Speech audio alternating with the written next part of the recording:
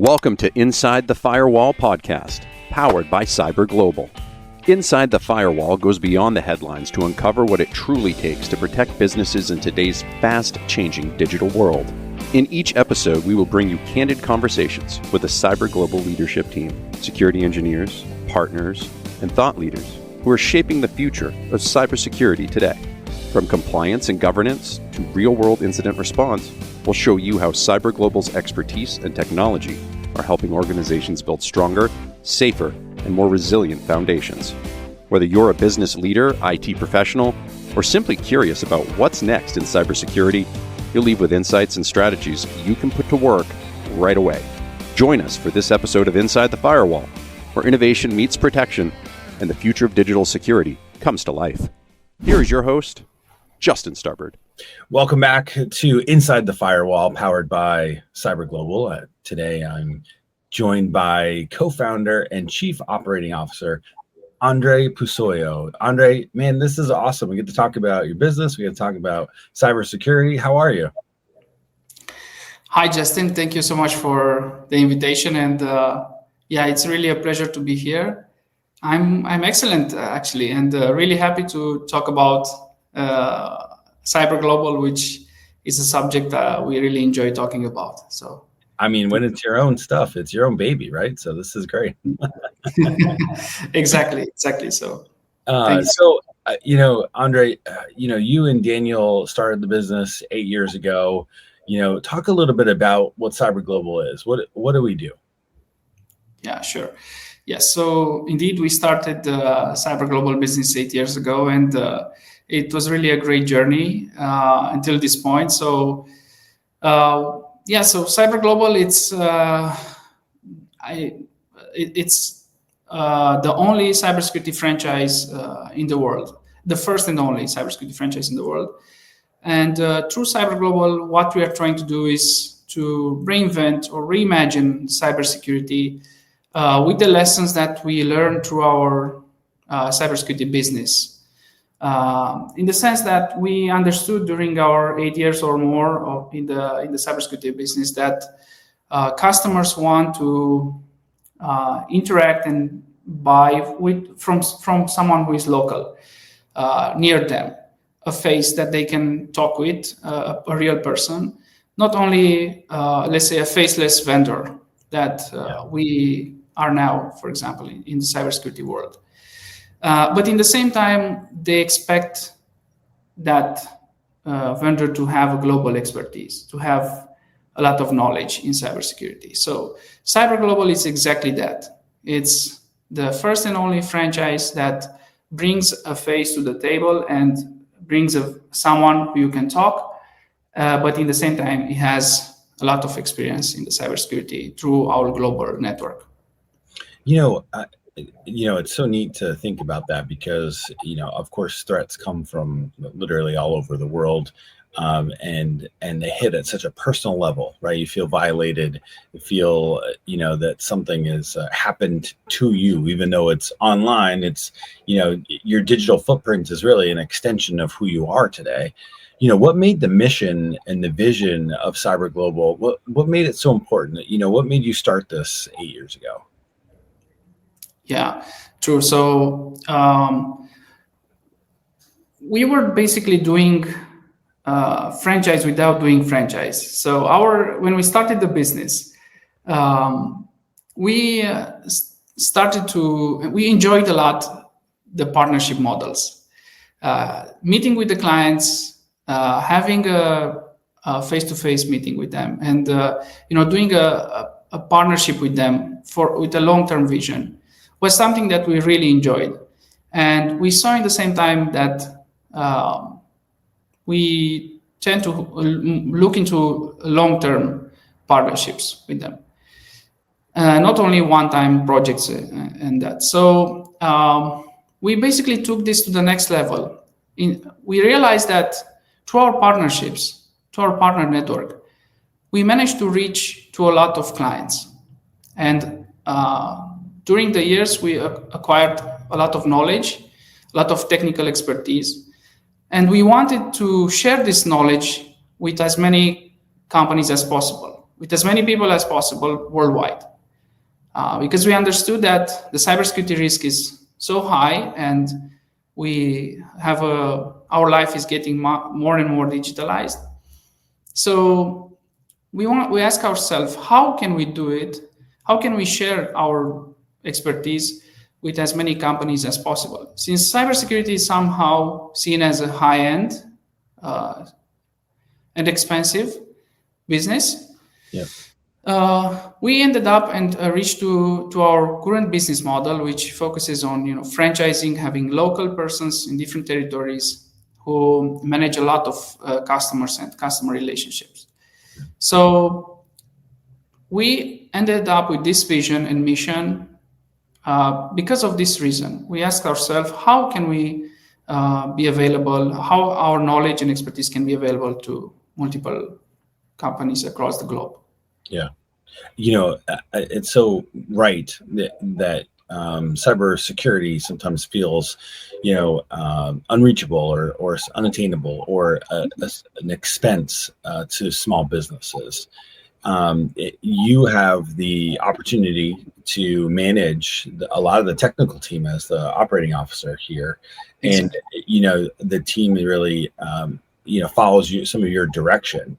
What is that like on a day-to-day basis to see the talent that you've been able to acquire over the last 8 years, and now they're not just deployed on projects locally, but now at a real global scale? Thank you. Yeah, that's actually a good question. So indeed, as you observe, my role is focusing mostly on the internal operations. So my role I is responsible with the quality of our deliverables and the internal management of our teams, especially our leadership team. And actually, this is the answer to the question. Cybersecurity is a hard topic. It's a complex. The services in cybersecurity are complex to deliver, and especially to deliver them at a high quality standard. Yeah. And the way we do this is actually through our leadership team, building a leadership team which is highly competent, which is in a way, I would say, modest or humble, but in the same time hardworking and dedicated to their objectives. It's I would say one of the milestones that we managed to achieve during our management time in CyberGlobal. So they manage a lot of things in our company, and of course the other side of the coin is, of course, to standardize processes in terms of our deliverables. So we allocate a lot of effort into having proper quality controls in place and managing the requests that come from our clients, which they come from all over the world. As you know, we have around 30 locations at the moment, and in the same time, we have around 70 plus partnerships with other companies that resell our services. So delivering the services that we have, it's a challenge that we do really well. So we through our internal teams and our processes and the expertise that we acquired during the years, we do this very well. Yeah, that's excellent. One of the things I'm so fascinated by, the more I get to know the team, the more I get to know about the business, is you operate not just in the European Union, where you have GDPR compliance, but then you're in the Middle East, which has its own compliance, and then in the US, which is sort of still the wild, wild west comparatively in terms of the limited restrictions, but you still have like ICANN spam laws, etc. How do you navigate making sure that the team has the right qualifications for the regions that they're working, or do you just make sure everybody is compliant at the highest level so that they can work anywhere? Yeah, so actually, indeed, most of our engineers and our teams have such a high standard that they can deliver the services in most of the areas, most of the countries. However, we also have specialized teams in specific regions, for specific regions. And because of the fact that we have so many partners in a lot of places, we managed along the years to develop the necessary skills and necessary competencies and certifications to respond to almost any type of request. And actually, this is one of our, let's say, key differentiator, if I can say it like that, our technical team, which because of the fact that we have such a diverse set of requests from our partners and customers worldwide, we really became a force in cybersecurity. So the competence level is so high, and we saw even at the junior level engineers, when they join our team, they become super competent in even 6 months to 1 year, just because of the high level of of having access to so many types of requests and projects from all over the place. Yeah. So yeah, I would say that through the competence of our team, we managed to serve almost all types of services. Yeah, I mean, and that's so important. Talking to Daniel previously about some of these things, that I asked him. I said, in your opinion, why did it take so long for there to be good cybersecurity options available to medium and small size businesses? And I asked the same question of you. Is often it's been something that only enterprise had, or was only top of mind for the most affluent of individuals. How have you sort of started to flip that so that it's something that everybody can use? Yes. Okay. So indeed, cybersecurity was it was a lot of times seen as a high-end service, so only for big companies, accessible only to big companies.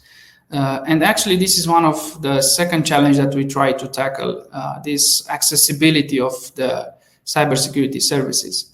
How we managed to do this is through creating a very strong headquarter team, which is flexible to travel to our customer sites or to different areas where we have services in demand. But in the end, it's actually it's the fact that we have the team here almost in the accessible regions of Europe, basically. Yeah, so you're able to take your talents and deploy them wherever it's necessary. Exactly. Yes. Yeah. So that's a great opportunity for folks to use your service and get the technical acumen, technical expertise, but have it delivered through local outlets. Thinking about a lot of those things, your customers specifically. What are some of the biggest obstacles out there? Either for, first, let's talk about CyberGlobal. What are some of the biggest obstacles in terms of, threat actors that are out there, or, AI? How has that impacted the business over the last 12 to 18 months? Mm-hmm. Mm-hmm. Yeah, that's actually a good question. In terms of threat actors, there will always be a threat in the digital world. So it's so complex and it's almost impossible to cover all the threats and mitigate them. So indeed, we saw that AI has impacted a lot the threats in the cyber world. Threats are becoming more complex and more automated, and even us as a cybersecurity company, we get a lot of attempts against us. So, but we managed to mitigate them successfully. In terms of AI, we tried also to turn this into an opportunity. And in our internal products, we automate a lot of processes. Sure. And in the same time, we build products from AI ground zero, and we offer them to our franchisees and our customers. Yeah. to enhance their cybersecurity. So we kind of try to see the opportunity in the threats. Yeah. Well, and so what are those opportunities? Is it to build new services, or is it, you add, certainly you layer in AI to your services. How do you use it for good? Yeah. So actually, there is immense opportunity for our customers, actually, because AI, it makes the cybersecurity services, which are completely automated with AI, much more accessible and even more affordable for them. So running a pen test or a security scan, and with AI, which ideally, or in a normal situation, it takes 1-2 weeks, and then get the results maybe after 3 weeks. You almost get them instantly now, and they are at the same quality as a senior cybersecurity engineer. So we created these types of tools and we made them available to our customers. So I think this is a huge opportunity for them. Yeah. So thinking about that, why not just keep expanding, your team and your own offices? Why, use franchisees or partners? What made that, you guys decide to change the business model? Mm-hmm. Mm-hmm. Yes. So indeed, during our years in the business, we saw that the end customers, they prefer someone local. So that was the main reason. Although we try to penetrate, let's say, markets in different sectors or in different countries, we saw a blockade, right? So if you're a customer from Italy, you will prefer someone speaking Italian and having some background history in Italy in terms of business or IT or cybersecurity. So it's what would you prefer as a customer. So we understood that quickly, and we switched towards this franchise business model because of that. Plus we came into we brought to the table our global expertise. So we have, I told you, more than 70 partners before starting the franchise business. So we had this expertise from all kinds of places from the world, all kinds of assessment types and security products. So we just brought them to the table to our local franchisees and partners, and this entire business model, it's a huge opportunity. Yeah. I couldn't agree more. I mean, I think it's pretty exciting to, hear about, what it is that you're doing. You're in a unique role, though, as the, overseeing operations. What is some of the, tell us the story. What's some of the craziest stuff you've seen so far? Yeah. So in terms of managing the internal operation, the greatest challenge is having available experts for a multitude of types of services. So, for example, in 2 weeks from now, our ATM assessment team will have to travel to Middle East and conduct an ATM assessment, ATM pen test. So this is high-end, latest technology ATM that they have to penetrate. They have to open and try to exploit it so that money pours out of the ATM. So are this kind of project which are, let's say, a bit challenging to manage, in the sense that if people have to travel, they have certain time to prove the security of the ATM, and it always has to be a success from this perspective. So, have you seen a threat that you've been able to mitigate, that you can talk about, that was wreaking havoc on a customer of yours? Absolutely, yes. We've seen a lot of those. I don't know, one that comes into my mind is it's a factory from an European country where just the accountant just downloaded something from the email, and the entire factory network was, encrypted, compromised, and the production was completely stopped. So we received a call lately in the evening. We traveled fast, and the next day we were on the site to try to remediate to understand what was the cause of the breach. And we worked with the customer for about 1 week to recover what could be recovered and to put the production back online. So yeah, these are kind of stories that we see almost every day here. And we have some smaller projects as well, but these are the one where we see we have a really positive impact on our customer. Are you seeing that AI is just increasing the number or the magnitude of threats, that your customers are facing? Like, what are some of the outcomes from those? Yes. What I see a lot from the AI is the customization of attacks.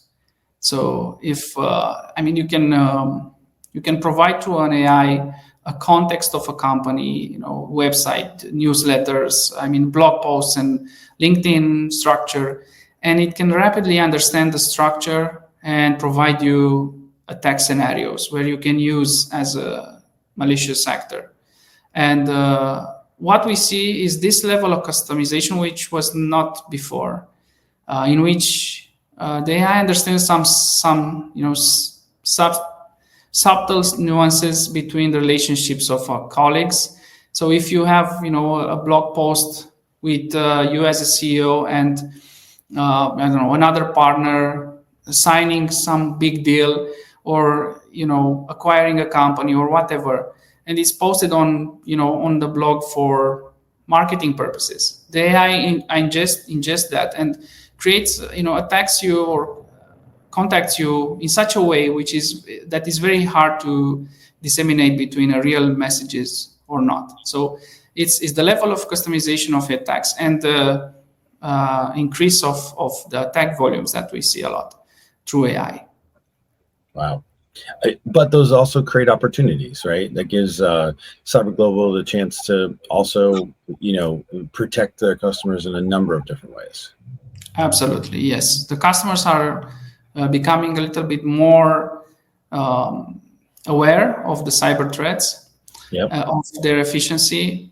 And I think in the same time, government institutions or certification bodies or regulations, they also enforce more to take measures. So we see those as an opportunity, and they always create demand in the cybersecurity world, and we benefit from this demand from all over the place. Yeah, that's great. Well, Andrei, talk about what's next. What are you most looking forward to, either with the team or with the business? Absolutely. So first of all, our vision is to reach to 200 locations worldwide. So this is our vision. We want to expand. We want to make cybersecurity really accessible and available to everyone. And what I'm saying is it's enterprise level cybersecurity, that the knowledge that we have. This is in terms of expansion and business. In terms of internal, we are working to expand the level of the level of our services, have more services available to our customers and partners, much more vendors to cooperate with, and provide their solutions through our network. Mm-hmm. Our network is increasing a lot, so we also have a vendor network that we use. So in the end, we are working continuously to expand the level of services and the number of franchises worldwide. This is our main focus now. Yeah, absolutely. That's exciting, man. Thank you so much for sharing your expertise, talking about what's so important to stopping these threats and what your team is doing about it. It's really great. Thank you so much, Justin, for having me here, and thanks everyone for watching. Yeah, hopefully, hey, this is just the beginning, man. We're gonna do this again. Okay. On behalf of my guest today, Andrei Pusoiu, the co-founder and chief operating officer at CyberGlobal, you've been listening to and watching Inside the Firewall, powered by CyberGlobal. Until next time. On behalf of our host and our guest today, thank you for listening to the latest episode of Inside the Firewall, powered by CyberGlobal. To hear more episodes or learn more, visit us online at the link below or via our social media channels.